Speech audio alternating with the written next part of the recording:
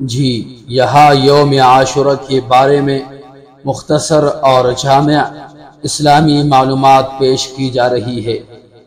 یوم عاشورہ کیا ہے؟ عاشورہ اسلامی مہینے محرم الحرام کی 10ویں تاریخ کو کہا جاتا ہے۔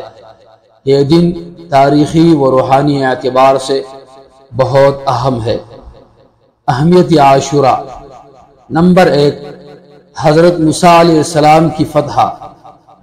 اس دن فرعون غرق ہوا اور بنی اسرائیل کو نجات ملی۔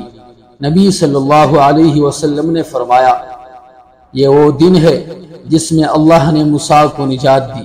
صحیح مسلم۔ نمبر 2، روزہ رکھنے کی فضیلت۔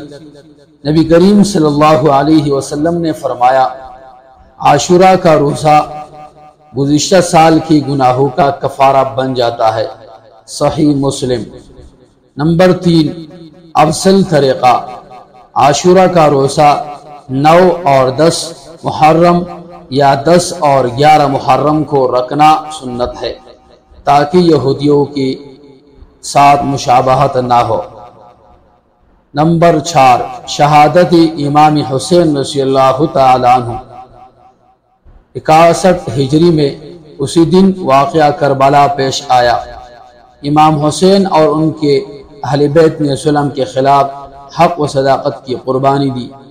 نوٹ: عاشورہ غم کا دن نہیں بلکہ صبر، قربانی اور اصلاح کا پیغام دیتا ہے۔